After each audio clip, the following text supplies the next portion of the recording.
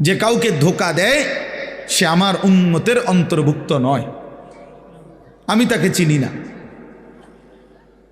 আমি তাকে চিনি না, সে আমার উম্মত নয়।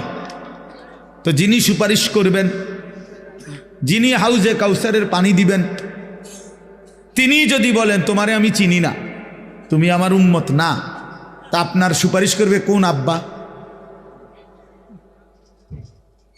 আপনারে হাউজে কাউসারের পানি দিবে তখন কোন আব্বায় বলেন?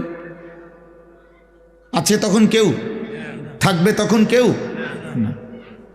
এই জন্য এটা খেয়াল করা। শুধু ব্যবসায়ী না, প্রতিনিয়ত আমরা লেনদেন করি। মানুষ মাত্রই সমাজবদ্ধ জীব।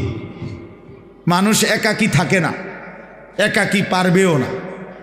মানুষ অপরের সহযোগিতা না নিলে চলতে পারবে না।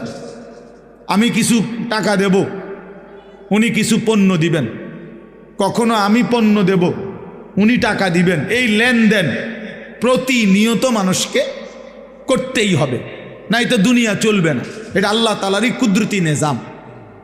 তাইলে লেনদেন মানুষের একটা স্বাভাবিক জীবনের অংশ, জীবনের অংশ।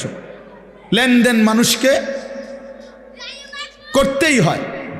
অতএব বাপ, এই এক নাম্বার কথা মনে রাখবেন, লেনদেনের মধ্যে হারাম না করা, কাউকে না ঠকানো, কাউকে।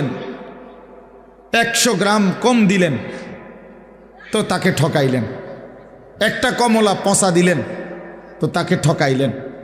মালের গুণাগুণটা 2 নম্বরটারে 1 নম্বর বললেন, তারে ঠকাইলেন। আর তখন এই উপার্জনটা হারাম।